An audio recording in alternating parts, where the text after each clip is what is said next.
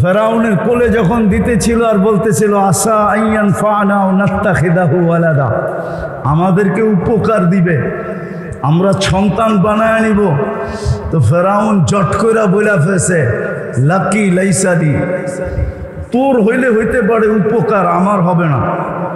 তা আল্লাহর রসুল বলছিল লাউ আকাররা লাহাদাহুল্লাহ, যদি ও ওই মুহূর্তে ইকরার করতো, স্বীকারোক্তি দিত, আল্লাহ ওকেও হেদায়েত দিত। আমি বললাম হককে হক বলে স্বীকার করা, তো বলতেছে হুজুর এটা তো সহজ। হক দ্বিতীয় হইল হককে কখনো ক্রিটিসাইজ না করা। আমার সমাজে দেখেন টকশোতে, কয়েকদিন আগেই শুনতেছিলাম একজনে টকশোতে বলতেছে মাদ্রাসাগুলা বলে গরিব বানানোর কারখানা। কি এত আস্তে নাউজুবিল্লাহ বললেন? আপনারও দেখা যায় ওর দলের, ঠিক না? মাদ্রাসাগুলো হলো গরিব বানানোর কি কি নিজে বিরাট বিরাট শিক্ষিত। ওই যে মনচাহি জীবন, ইত্তেবাউল হাওয়া, মনচাহি জীবন মানুষকে তার মাঝে আর হকের মাঝে পর্দা ডাইলা দেয়। শিক্ষা দীক্ষা সবকিছু থাকা সত্ত্বেও, যুক্তি তর্ক বোঝা সত্ত্বেও হককে মানে না। হক মানার ক্ষমতা তার ভিতর থেকে বিলুপ্ত হয়ে যায়। আর যার ভিতর থেকে হক মানার ক্ষমতা বিলুপ্ত হয়ে যায়, খোদার কসম ওকে দিয়া যা খুশি তা করানো যায়। ওকে দিয়া সূর্যের আলো তো করানো যায়, আবার রাতের অন্ধকারও করানো যায়। হ্যাঁ হ্যাঁ, সূর্যের আলো তো করানো যায়। আমি আপনাদেরকে আঙ্গুল দিয়ে দেখাইতেছি না, আপনাদের সামনে প্রস্ফুটিত। নাহলে মানুষ মানুষকে পাখির মতো গুলি করে মারে কি করে? ঠিক না? মানুষ মানুষকে গুলি করে মারে কি করে? মানুষ মানুষকে মারে, আবার স্বজাতিকে মারে, স্বদেশীকে মারে, আবার স্বভাষাভাষীকে মারে। ভাষা এক, দেশ এক, জাত এক, পাখির মতো গুলি করে মারে। বুঝা গেল হক ওর কাছে নাই, হক ওর কাছে নাই। কেননা ওর মন চাহি জীবন হয়ে গেছে। এই দুটা রোগের থেকে আমাদেরকে বাঁচা উচিত। দুটা রোগের থেকে যদি বাঁচতে পারলেন, একটা হলো লম্বা আশা, যেটা আল্লাহর রসুল ইঙ্গিত দিছে, ইদা আসবাহতা ফালা তানতাযিরিল মাসা, যেটা বাংলার জমিনে আল্লাহ সত্যায়িত করছে, 1 মিনিটের নাই ভরসা। যে লেখছে, সে গাইছে, স্টেজে তার উপরে সত্যায়িত হয়েছে। ফিরোজ শাহী লেখছে, গাইছে, আর গাজীপুরের স্টেজে এই গান গাইতে যেয়ে মারা গেছে। আল্লাহ বুঝেইছে তুমি আশা লম্বা করো না, আশা যত খাটো করা যায়। আসবাহতা ফালা তানতাযিরিল মাসা। হ্যাঁ, আপনাদের এলাকার নাম কি? ওয়ার্ডের নাম কি? হ্যাঁ, হাজারিবাগ, থানা হাজারিবাগ, ঠিক না? হাজারিবাগের মানুষ আজকে সূর্যটা বলতে বলতে ডুবছে। লান আউদ ফি হায়াতিকা আবাদা, হতে পারে কাল সকালে তোমরা আমাকে কেউ উঠতে দেখবে না। আল্লাহ পারে। জমিন প্রতি মুহূর্ত আল্লাহকে বলে আলা কুল্লা ইয়াউমিন ওয়াল আরদু তাস্তাযিনু রাব্বা। জমিন প্রতি মুহূর্ত বলে আল্লাহ অনুমতি দেন না। আন আবতালিয়া ইবনা আদম ফি বাতনি, আমি মানুষকে পেটে নিয়ে যাই। আল্লাহ জিজ্ঞাসা করে কেন? যাহারা যাহারা মালাআ যাহরি জুলমা যুলমা ওয়া জাওরা, আমার পিঠটা জুলুম অত্যাচার গুনায় ভরে গেছে, আমি আর সইতে পারতেছি না, অনুমতি দেন না। প্রতিদিন জমিন বলে, প্রতি মুহূর্ত বলে। এটার নাম ওই ভূমিকম্প। ভূমিকম্প এটার নামে, কম্পা ভূমি বলে ইন্দোনেশিয়ার ভাষায়, বাংলার ভাষায় বলে ভূমিকম্প। ভূমিটা কাঁপতে দেরি, আমরা পেটে যাইতে হয়তো দেরি করব না। আজকে সূর্য বলতে বলতে ডুবছে। বিদায় আসেন, যদি নিজের শুদ্ধি চান, আশাকে ছোট করেন, মন চাহি ছাড়েন, আল্লাহ চাহি ধরেন, রসুল চাহি ধরেন। আল্লাহ কি চায়, রসুল কি চায়, কোন মুহূর্ত আপনার কাছে কি চায় বলবেন। এটা শিখবো কোথায়? ওটার জন্য বাংলাদেশের মতো সহজ পরিবেশ দুনিয়ার কোনো দেশে নাই। আমার বয়ানে আছে, শুনতে পারবেন। এক মাসলার জন্য আমার কাছে 700 কিলোমিটার দূর থেকে আসছে। 2008 আমার সফর চলতেছিল এন্টার ইউরোপ। আমি জার্মানির ফ্রাঙ্কফুর্টে বসা ছিলাম। 700 কিলোমিটার দূর থেকে একজন নবমুসলিম আসছে একটা মাসলা জিজ্ঞাসা করতে। আমি শোনার পরে বলছিলাম, তোর পাও দুইটা দে, আমি একটা চুমা দিয়া নেই। কেননা হাদিসের আলোকে তোর পাও চুমা পাওয়ার যোগ্য। তুই যত জায়গা দিয়ে আসছ, সমস্ত জায়গার তরু লতা গাছপালা মাটির কণা পর্যন্ত তোর জন্য ইস্তেগফারের দোয়া, মাগফিরাতের দোয়া করছে। তুই দে আগে, পাও দুইটা চুমা দে। মাসলাটা ছিল, আমি নবমুসলিম, আমার মা বাবা মুসলমান না। ইসলাম, আল্লাহ, রসুল, কোরআন, হাদিস আমার অমুসলিম মা বাবার সাথে কেমন ব্যবহার শিখায়, আমি কেমন ব্যবহার করব। কিন্তু আমি বাংলাদেশে বুড়া হয়ে গেলাম, আজ পর্যন্ত কোনো যুবক আমাকে এসে জিজ্ঞাসা করে নাই যে আমার মা বাবার সাথে আমি কেমন ব্যবহার করব। আপনারা কোনোদিন জিজ্ঞেস করছেন? একজন হাত উঠে বলেন যে আমি কোনো হুজুরকে যে জিজ্ঞেস করছি আমার মা বাবার সাথে আমি কেমন ব্যবহার করব? বলেন। 700 কিলোমিটার দূর থেকে আসছে নবমুসলিম। ওই কাহিনী আমার দিলে গাইথা গেছে, এই জন্য মাঝে মাঝে শুনাই। আমাদের দেশে এটা জানা অনেক সহজ। আল্লাহ কদমে কদমে হক্কানি আলেম দিয়া দিছেন। আলেম কামরাঙ্গীর চর দেখলে আমার হাসি লাগে কেন জানেন? বর্ষাকালে আমরা সেই কিল্লার মোড়ের থেকে নৌকায় বসতাম, আর নুরিয়া মাদ্রাসার পুরান বাথরুমের পিছে যায় নামতাম। যখন অসহ্য হয়ে চিৎকার দেয় তো লা ইলাহা ইল্লাল্লাহ পড়ার ছোয়াব লেখা হতে থাকে। কোনটার ওয়েট কতটুকু বলার সময় নাই আমার কাছে। সুবহানাল্লাহর ওজন কতটুকু, আল্লাহ ইলাহার ওজন কতটুকু।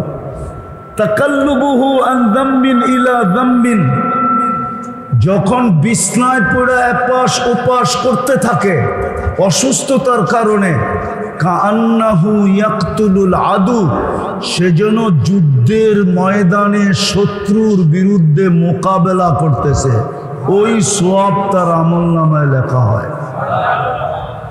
সংক্ষেপ করতেছি, কুল্লু আমালিন কানা ইয়ামালু ফিস সিহহা ইউকতাবু কুল্লু আমালিন কানা ইয়াহমালু ফিস সিহহা। সুস্থ অবস্থায় যত আমল করত সমস্ত আমল তার আমল নামায় ফেরেশতা লিখতে থাকে। যদি সুস্থ হয়ে যায়, আল্লাহ সুস্থতা দেন, তো কায়াউমিন ওয়ালাদাতহু উম্মু, মা যেরকম জন্ম দিল নিষ্পাপ, এরকম নিষ্পাপ সুস্থ হয়ে দাঁড়ায় যায়। আর যদি দুনিয়ার থেকে চলেই গেল, তা আল্লাহ বলে তোকে নিষ্পাপ বানায়া আমি দুনিয়ার থেকে উঠায় নি। শারীরিক রোগ তো মানুষকে এতটুকু উপকার করে, কিন্তু আত্মার রোগ না। আত্মার রোগ মানুষকে ডুবায় দেয়, দুনিয়া তো ডুবায় দেয়, আখিরাত তো ডুবায় দেয়। দুনিয়ায়ও তার দ্বারা হাজারো মানুষ অতিষ্ঠ হয়, লক্ষ কোটি মানুষ অতিষ্ঠ হয়। আমার সমাজে যা কিছু দেখতেছেন, চুরি ডাকাতি, রাহজানি ছিনতাই, মাদক সাধক, দুর্নীতি সুর্নীতি, জুলুম জবর, যা কিছু দেখতেছেন আমার সমাজে সব আত্মার রোগের কারণে, শরীরের রোগের কারণে, সব আত্মার রোগ। হ্যাঁ, এই জন্যই তো আল্লাহর রাসূল বলছেন একদিন আসবে হাওয়া ফিহি কাইদুল ইলমি, আমার উম্মত বিদ্বান হবে কিন্তু বিদ্যার আলোকে চলবে না, ও বিদ্যাকে স্বার্থ সিদ্ধির জন্য ব্যবহার করবে। তখন কি হবে? আল্লাহর রাসূল বলছে কুবিলাতির রাশা, তখন ঘুষ রীতিতে নীতিতে রূপান্তরিত হবে। যদিও গ্রাজুয়েটে পাশ হবে না, অ্যাসেম্বলিতে পাশ হবে না ঘুষ, কিন্তু পাশ হইলে যতটুকু না হইতো এর চেয়ে বেশি ঘুষের ব্যাপকতা হবে। ঘুষ নাই কোন সেক্টরে? নাই কোথায়? ঘুষ ছাড়া কিছু আছে? হ্যাঁ, আত্মার রোগ। বলছে তারপরে কি হবে? বলছে উমিতাতিস সালাহ, তারপরে তোমরা বেয়াদব হয়ে যাবে। আমি তো বলি বেয়াদব, এই হাদিসের তর্জমা করতেছি আমি বেয়াদব। আল্লাহ ডাকলো তারপরও আসলো না, ওর চেয়ে বড় বেয়াদবকে? মালিক ডাকলো আসলো না, তাইলে কি ও আদবালা নাকি? কি ও তো হলো বিশ্ব বেয়াদব। সৃষ্টির ভিতরে সবচেয়ে বড় বেয়াদব উমিতাতিস সালাহ, যখন নামাজ ছেড়া দেয়। আত্মার রোগেই সবকিছু হয়। শরীরের রোগ মানুষকে বেশি ক্ষতি করে না, এটা বেশি দূর পর্যন্ত গড়ায় না। যদিও বলে করুণা সবার বাতের ভিতরে ছড়ায়া যাবে, হতে পারে, কিন্তু আমি এটা বিশ্বাস করি না। যদি হইতো এরকমই, তাহলে সারা দুনিয়ায় 2020-এ বাংলাদেশে বলছিল সবচেয়ে বেশি বিপর্যয় হবে বাংলাদেশে। কোথায়? ঠিক না? সবচেয়ে বেশি কম বিপর্যয় হয়েছে বাংলাদেশে, ঠিক না? ঠিক না? হ্যাঁ, দুনিয়ার সার্ভে যে সবচেয়ে বেশি মাস্ক বিক্রি হয়েছে কম বাংলাদেশে। কেননা একটা দিয়ে তো 3 বছর চালাইছে, যদিও ওয়ান টাইম। একটা দিয়ে কয় বছর? কি কয় বছর? হ্যাঁ, মাঝে মাঝে মাস্কও ওর কাছে পানা ছিল। আর কত? আমি তো ওয়ান টাইমের, তুই তো 3 বছর কাটায় দিলি, এইবার ফালা। ও বলে আবার যদি ঘুরে আসে তাহলে আবার ব্যবহার করুন তোকে। এরকম বাঙালি, ঠিক না? 1 নম্বরে WHO-তে বাংলাদেশের নাম। যান আপনি নেটে যেয়ে সার্চ দেন, করোনা প্রতিরোধ করার ভিতরে কোন দেশ 1 নম্বরে, প্রথম নামটা পাবেন বাংলাদেশ। আল্লাহ এই দেশে বিপর্যয় দেয় না, এটারও একটা কারণ আছে। আপনারা মানবেন কি মানবেন না জানি না, আমি দুনিয়া খুঁড়া কারণ বাহির করছি। আল্লাহ আমাকে দুনিয়া অনেক দেখাইছে, এত দুনিয়া দেখাইছে যে আমি আল্লাহ শুকরিয়া আদায় করে শেষ করতে পারবো। আল্লাহ আমাকে এত দুনিয়া দেখাইছে, এত মাকামাত দেখাইছে। কোরআনে যত মাকামাত আছে আল্লাহ আমাকে দেখাইছে। যত নবীদের চিহ্নিত কবর আছে আল্লাহ আমাকে দেখাইছেন। ১৬ লক্ষ সাহাবাদের ভিতর থেকে ২-১,০০০ বা ৪,০০০ বাদ হইতে পারে, বাকি সব আমাকে দেখাইছে। বড় বড় আল্লাহওয়ালাদের মাকাম দেখছি, আমি জায়গা দেখছি, আল্লাহ আমাকে দেখাইছে। দিদা আমি ঘুরা বলতেছি, বাংলাদেশ বিপর্যয় হয় না, কারণ আছে। কেননা বাংলাদেশের মতো ৪০,০০০ হেফজোখানা দুনিয়ার এত ছোট দেশে কোথাও নাই। আর হেফজোখানার নিয়ম হলো ওরা সকাল সুবে সাদে খাওয়ার 1 ঘন্টা আগে ওঠে, আর ওরা উঠাই সর্বপ্রথম লাশ সবুজের পরিধিটাকে আধ্যাত্মিক চাদর দিয়া ঢাইকা দেয়, আধ্যাত্মিক সুরক্ষার চাদর দিয়া এই লাল সবুজের পরিধিটাকে প্যাক করে দেয়। তারপরে ওরা আল্লাহর কালাম পড়তে বসে, যার কারণে এই দেশে কোনো বিপর্যয় হয় নাই।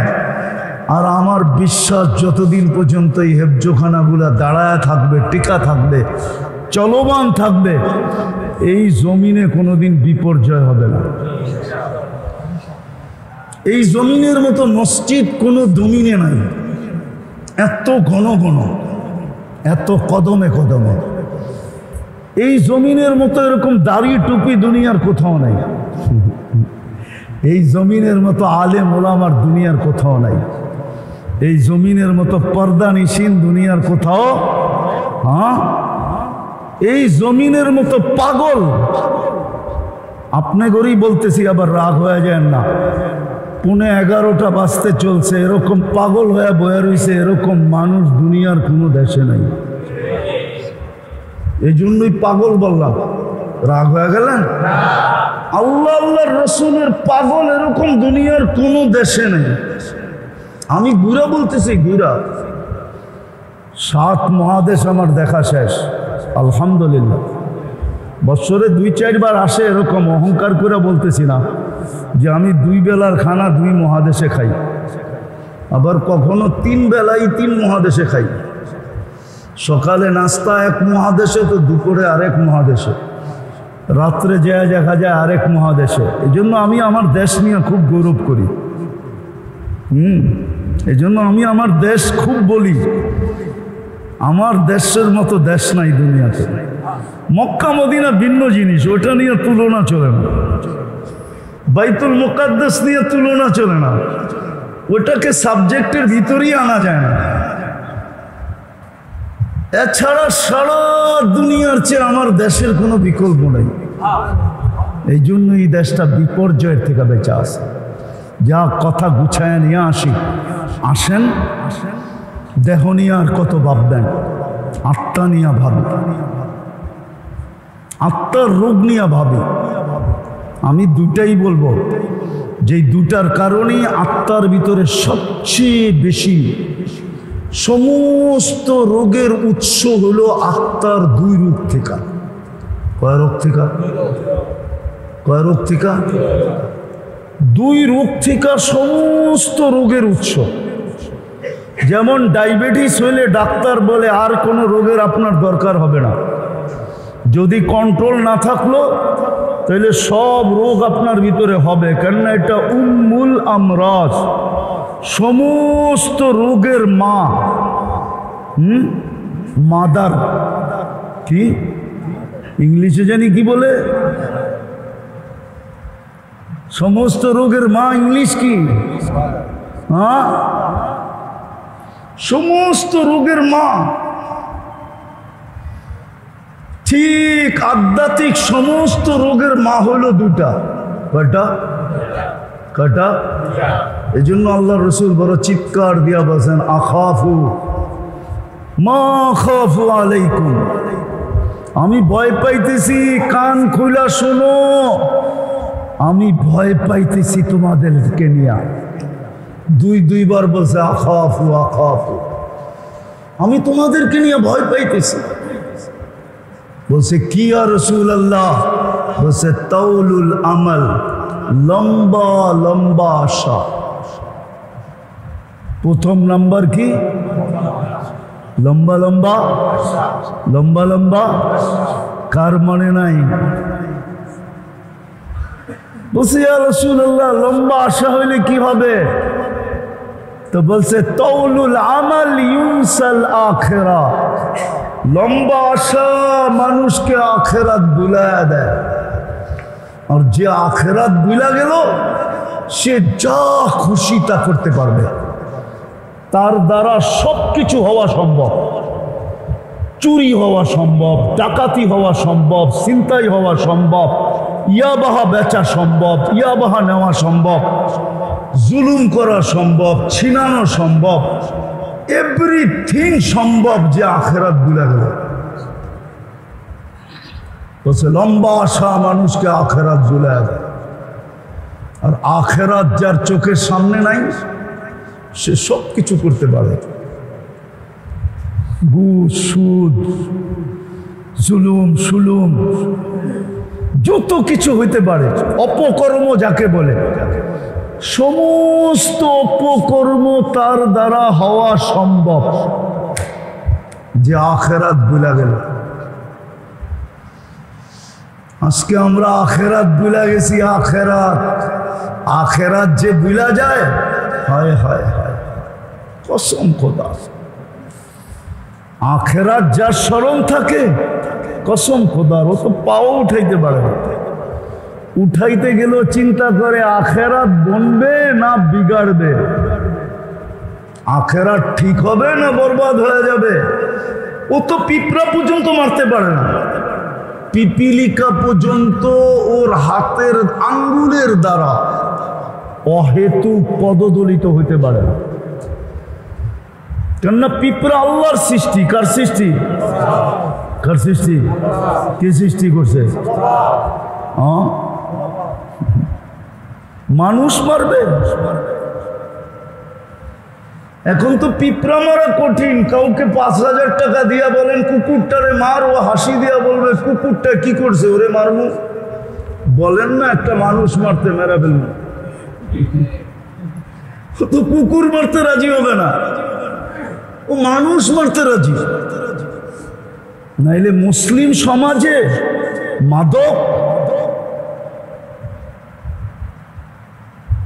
মুসলিম সমাজে মাদক, মুসলিম যুবক মাদকে আসক্ত, মুসলমান মাদক বেচে।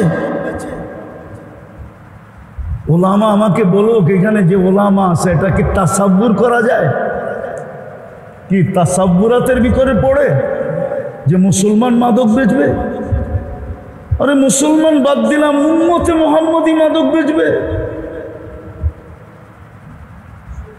উম্মতে মুহাম্মদী আপনার গ্রেড কত আপনি তো জানেনই না। যেমন আল্লাহর উপরে কিচ্ছু নাই, আল্লাহই একক, ঠিক মুহাম্মদুর রাসূলুল্লাহর উপরে কেউ নাই। আছে নাকি? এরকম উম্মতে মুহাম্মদীর উপরে কেউ নাই, আছে নাকি?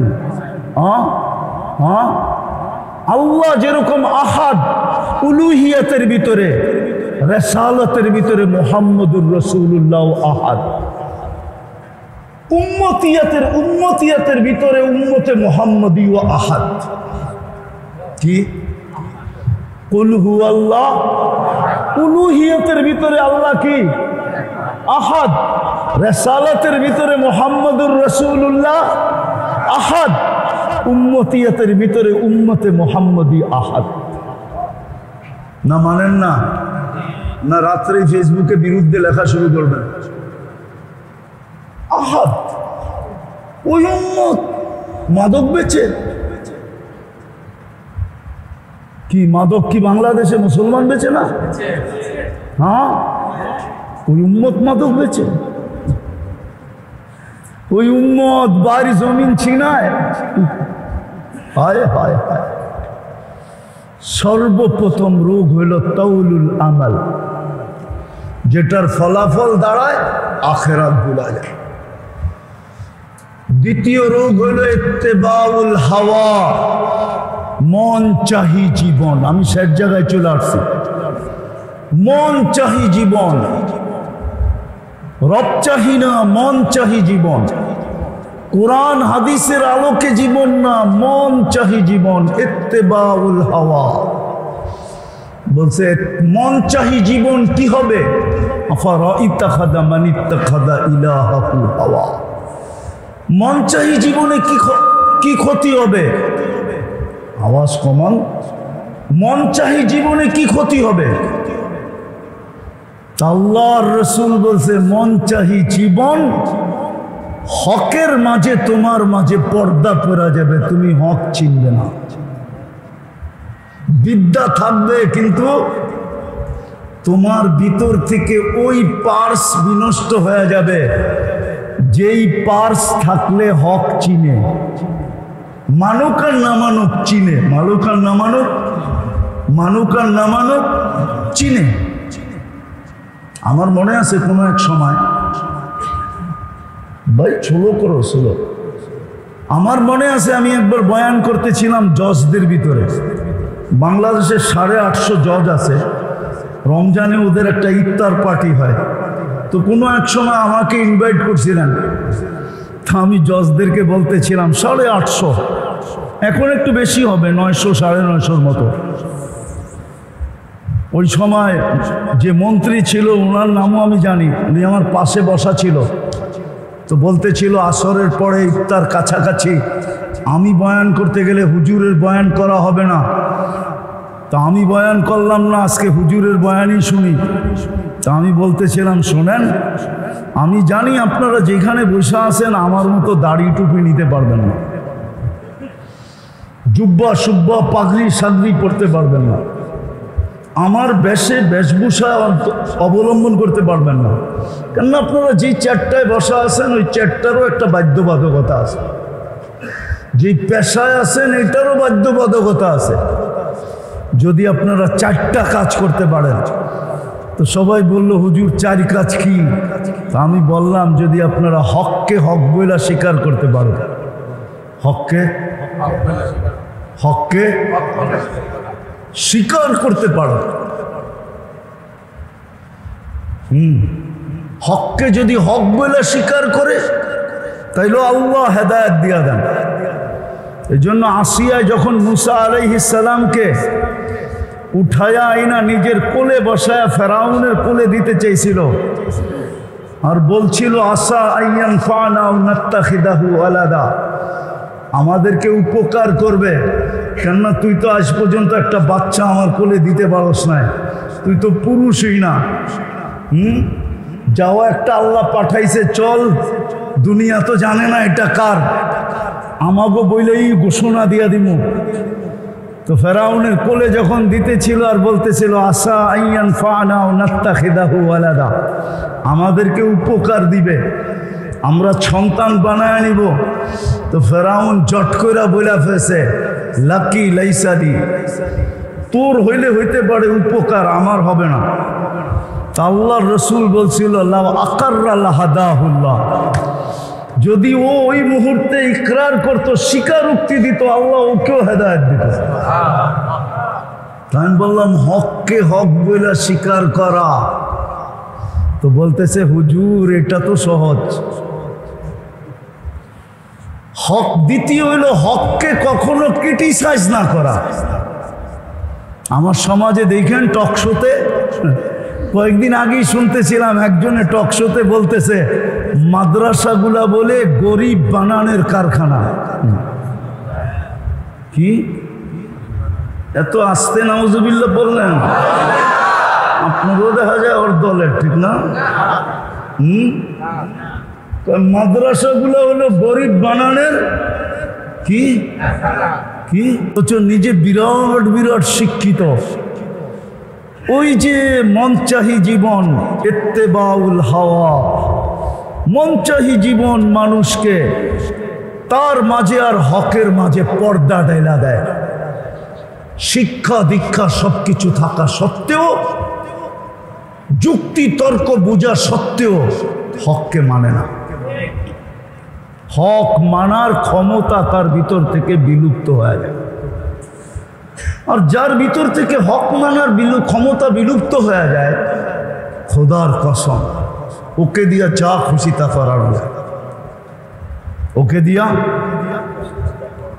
দিয়া সূর্যের আলো তো করানো যায়, আবার রাতের অন্ধকারও করানো যায়। হ্যাঁ হ্যাঁ, সূর্যের আলো তো করানো যায়।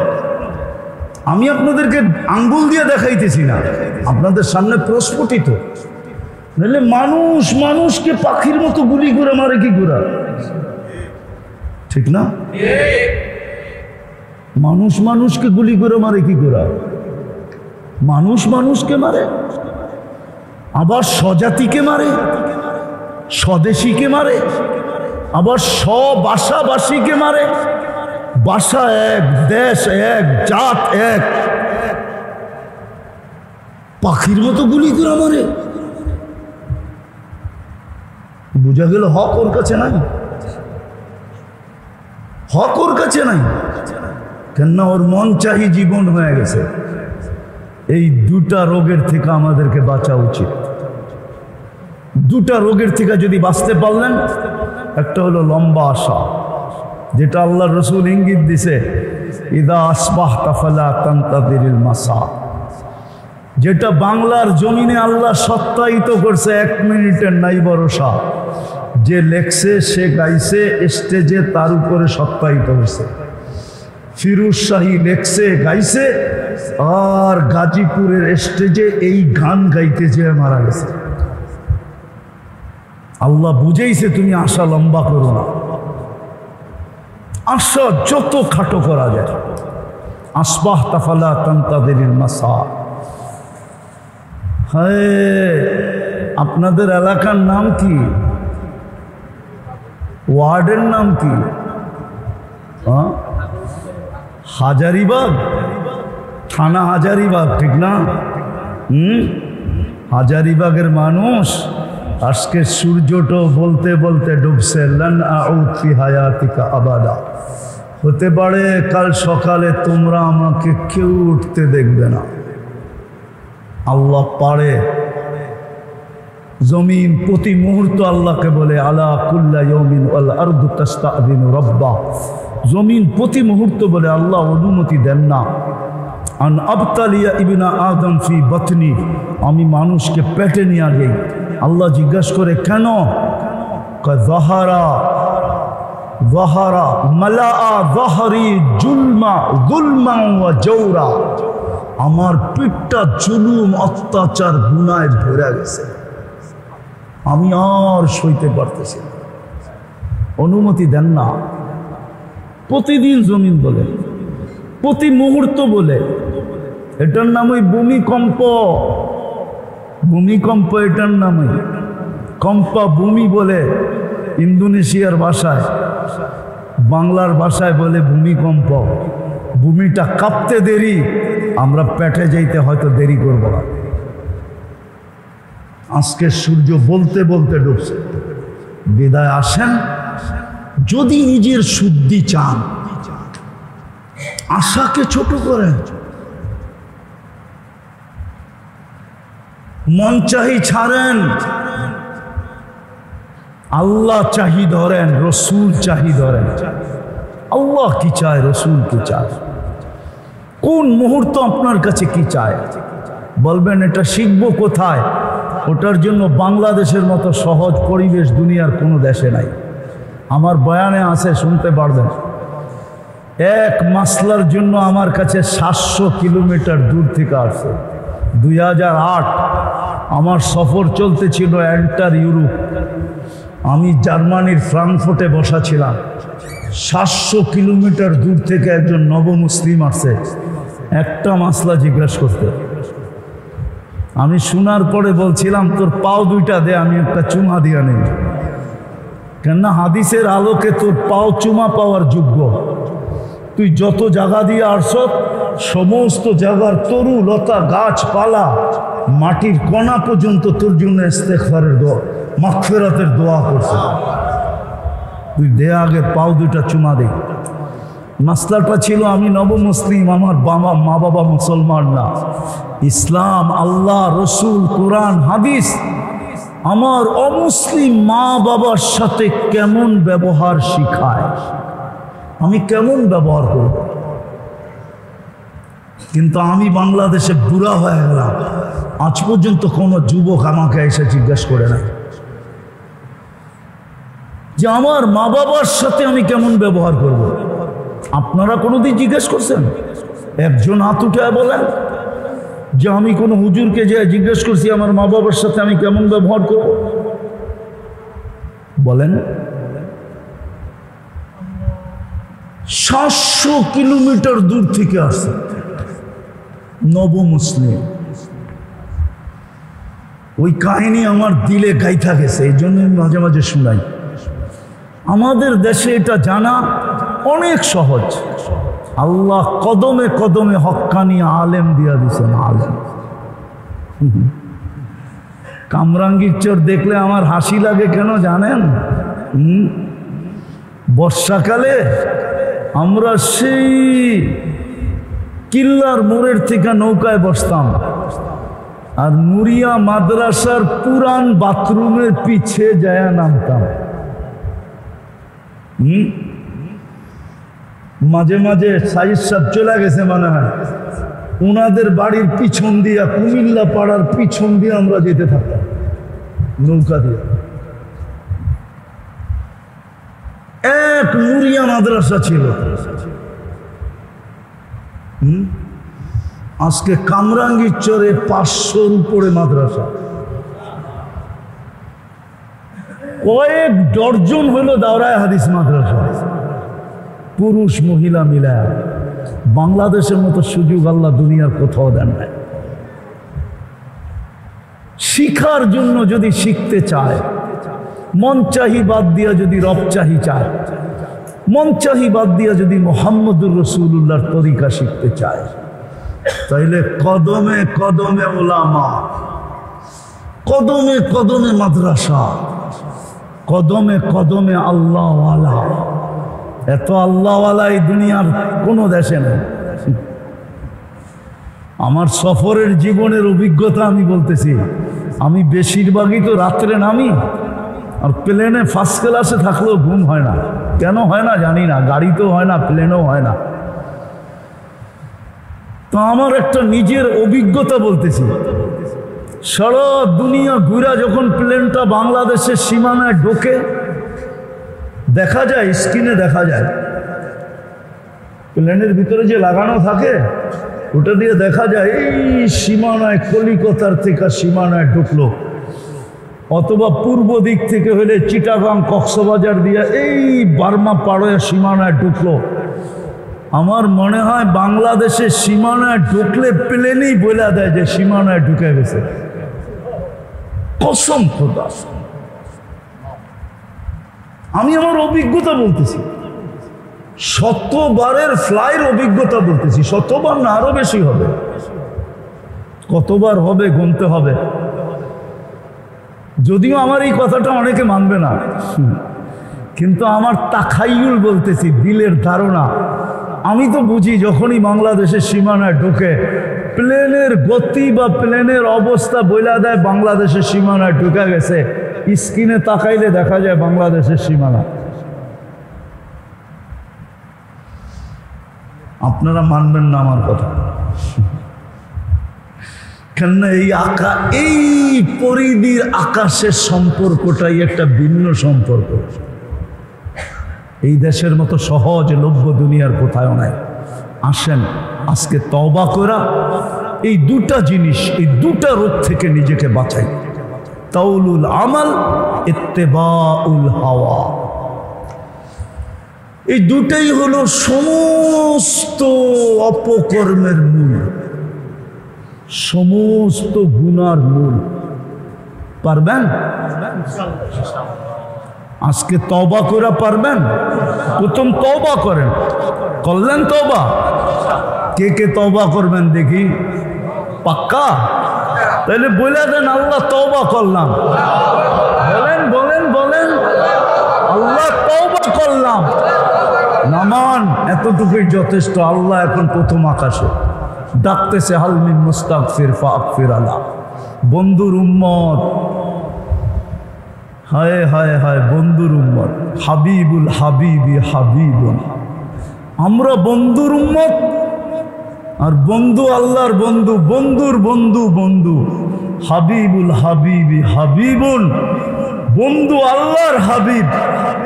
আমরা বন্ধুর হাবিব, আমরাও আল্লাহর হাবিব। এই জন্যই তো আমাদেরকে ডাইকা ডাইকা মাফ করতে চেয়েছেন। আর আজকে থেকে শিখেন ওলামাদের সোহবত, ওটার জন্য সোহবত লাগবে। সোহবত কি কি লাগবে? শুধু শুধু বলে নাই। শফি রহমতুল্লাহ আলাই শেষ করে দিতেছি। শফি রহমতুল্লাহ আলাই একদিন থানভী রহমতুল্লাহ আলাইকে বলতেছিলেন, কেননা আগে হাফিজ জুজুরও দেখতাম মসনবী শরীফের খুব শেয়ার পড়তেন, হাকিম আখতার সাহেব রহমতুল্লাহ আলাইও দেখতাম মসনবী শরীফের খুব শেয়ার পড়তেন, তো থানভী রহমতুল্লাহ আলাইও খুব পড়তেন। তো শফি সাহেব রহমতুল্লাহ আলাই বলতেছে, শোয়ারারা শায়েররা, মসনবী তো শের না, শায়েররা অতিরঞ্জিত বেশি করে। তো বসে থানভী রহমতুল্লাহ আলাই জিজ্ঞাসা করছে, কি অতিরঞ্জিত? বা একদম সোহবতে বা আউলিয়া, সামান্য সময় আল্লাহওয়ালাদের হক্কানি আলেমদের সোহবত বেহতের আস সদ সালে তাআত বেরিয়া।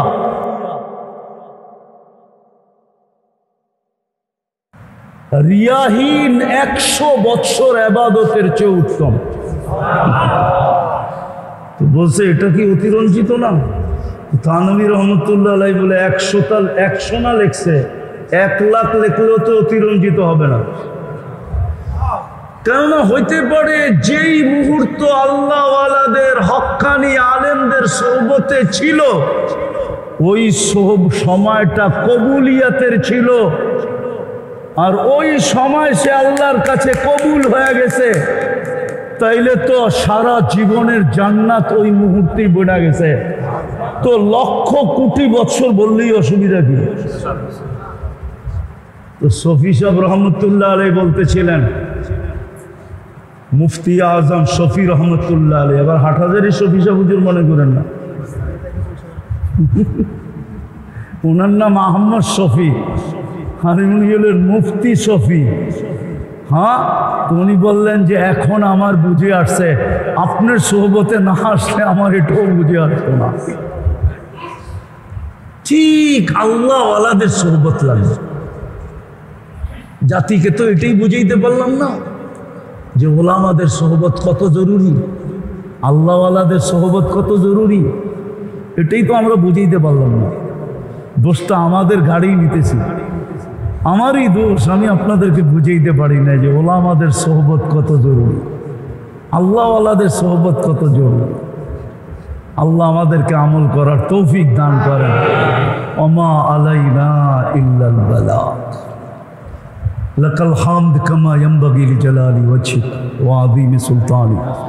সাল্লি ওয়া সাল্লিম ওয়া বারিক আলা হাবিবিকা মুহাম্মদ সালাতান ওয়া সালামান খালিদান মা খুলুদিক দাইমান মা দাওয়ামিক লা মুনতাহা লাহু দুনা ইলমিক ওয়া লা মুনতাহা লাহু দুনা মাশিয়াতিক ওয়া লা জাযা লিকাইলিহি দুনা রিদা। আয় আল্লাহ, বেশি কিছু চাবো না। আয় আল্লাহ, এই আয়োজন